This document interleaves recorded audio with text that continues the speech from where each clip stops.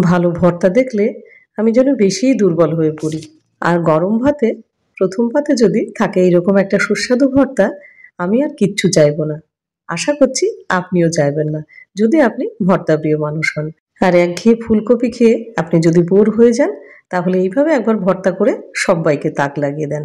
আশা করছি ভিডিওটা আপনাদের খুব পছন্দ হবে। আর ভালো লাগলে অবশ্যই চ্যানেলটাকে সাবস্ক্রাইব করে আমার পাশে থাকবেন।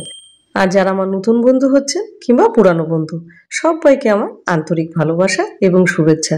তাহলে শুরু করা যাক। আজকে আমাদের ফুলকপির ভর্তায় কি কি লাগছে একবার দেখে নিই। ফুলকপির ভর্তা সেহেতু ফুলকপি তো লাগছে। এখানে মিডিয়াম সাইজের একটা ফুলকপি গোটাটাই নিয়ে নিয়েছি। সেখানে আপনারা কম বা বেশি আপনারা করতে পারেন। আর কি কি লাগছে একবার দেখিয়ে দিচ্ছি। এখানে নিয়ে নিয়েছি দুটো মিডিয়াম সাইজের পেঁয়াজ, ঝালের জন্য নিয়েছি কয়েকটা কাঁচা লঙ্কা, নিয়েছি কয়েক কোয়া রসুন এবং ছোট একটা টমেটো, সেটা কুচি করে নিয়েছি। এবার পেঁয়াজ দুটো লম্বা লম্বা করে কেটে নেব। আর এইভাবে আপনারা ফুলকপির ভর্তা কে কে খেয়েছেন সেটা অবশ্যই জানাবেন। এবার ফুলকপিটা কেটে নেব। এবার উপর থেকে এই কচি পাতাগুলো ফেলে দেবো। আর ভিতরে নানাবিধ জীবজন্তু আছে নাকি সেটাও একবার দেখে নেবেন। এবার চলে যাই রান্নাতে। প্রথমে একটা পাত্রে দিয়ে দেবো 2 গ্লাস মতো জল। এবার জলটা ভালোভাবে গরম হলে দিয়ে দেবো একটু হলুদ এবং একটু লবণ। এবার লবণ দেওয়ার পরে এবার ফুলকপিটা এর মধ্যে ডুবিয়ে দেবো।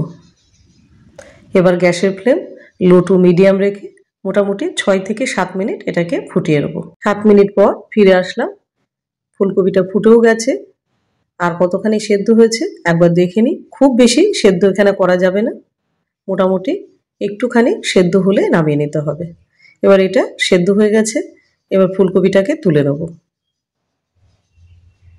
আর সাবধানে তুলতে হবে। ফুলকপিটা তুলে নিলাম। এবার এটাকে ঠান্ডা করতে দেবো, কেননা ভীষণ গরম। থালার মধ্যে এবার এটাকে ঠান্ডা করতে দেবো মোটামুটি 5 থেকে 7 মিনিটের জন্য। ধরা যাচ্ছে না এটা। ফুলকপিটা ঠান্ডা হয়ে গেছে। এবার এটাকে কেটে নিতে হবে। এবার এটা কেটে নেব। ছোট ছোট করে কাটবো যাতে গ্রাইন্ড করতে সুবিধা হয়। ফুলকপিগুলো কাটা হয়ে গেছে। এবার এটা মিক্সিং জারে তুলে নেব। বড় সাইজের মিক্সিং জারটাই নিয়েছি যাতে একবারে হয়ে যায়। এবার এটা গ্রাইন্ড করে নেব। কোনোভাবে এটা কিন্তু মিহি পেস্ট হবে না। কিরকম হবে সেটা দেখিয়ে দিচ্ছি।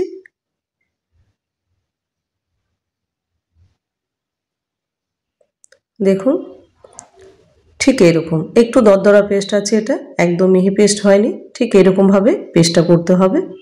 এবার করে নেব একটা মশলা। মিক্সিং জারে দিয়ে দিলাম রসুন কোয়াগুলো, দিয়ে দিলাম লঙ্কা এবং কেটে রাখা টমেটোটা। এবার এই পেস্টটাও কিন্তু একদম মিহি করা যাবে না,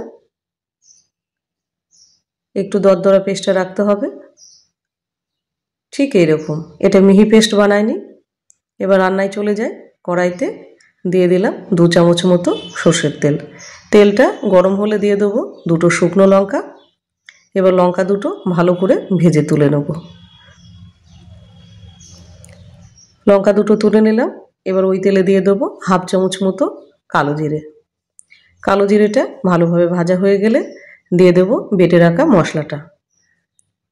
আর মশলাটা যেন খুব মিহি না হয়। এবার মশলাটা দিয়ে মোটামুটি 1 থেকে 2 মিনিট ভালো করে এটাকে কষিয়ে নিতে হবে।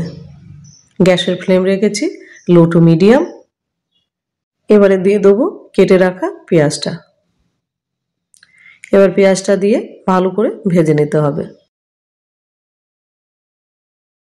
এবারে দিয়ে দেবো লবণ। লবণ আমি একবারেই দিয়ে দিলাম।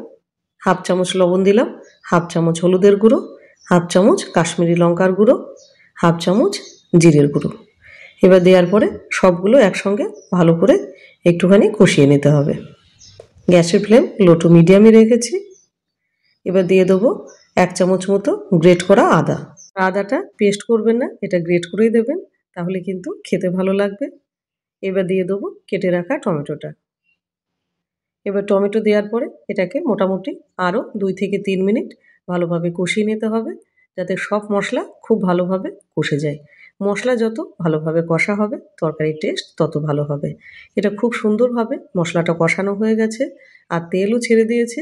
এইবার দিয়ে দেবো বেটে রাখা কপিটা, দিয়ে দিলাম। দেওয়ার পরে এবার এটাকে ভালোভাবে কষিয়ে নিতে হবে, নাড়তে হবে খুব ভালোভাবে।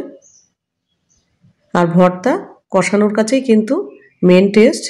ভর্তা কম বেশি আমরা কিন্তু সবাই করতে পারি, কিন্তু এক একজনের স্বাদ এক এক রকম। সেখানে ডিপেন্ড করে কিন্তু কতখানি ভর্তাটা আপনি কষিয়ে নিচ্ছেন। এবার এটা মোটামুটি 2 থেকে 3 মিনিট ভালোভাবে এইভাবে কষিয়ে নিতে হবে। 3 মিনিট পর ফিরে আসলাম আর ভর্তাটা কিন্তু এখন অনেকটা কমে গেছে, দেখতেই পাচ্ছেন। আর এটা আগের চাইতে অনেকটা কিন্তু নরম হয়ে গেছে। এবার দিয়ে দেবো মিষ্টির জন্য 2টো বাতাসা। ভর্তাতে একটু মিষ্টি না হলে আমাদের ভালো লাগে না। আপনারা চাইলে সেখানে মিষ্টিটা স্কিপ করতে পারেন, তবে মিষ্টি একটুখানি দিলে ভর্তাটা খেতে আরও বেশি ভালো লাগে। এবার মিষ্টিটা দেওয়ার পরে মোটামুটি আরও 1 থেকে 2 মিনিট এটা ভালোভাবে নেড়ে নেবো। এবার যে লঙ্কা দুটো ভাজলাম তার থেকে একটা লঙ্কা ভালো করে ডলে এর মধ্যে দিয়ে দিলাম, এতে ভর্তার টেস্টটা আরও বেশি ভালো আসে। এবার লঙ্কাটা দেওয়ার পরে এটাকে ভালো করে মিশিয়ে নেব।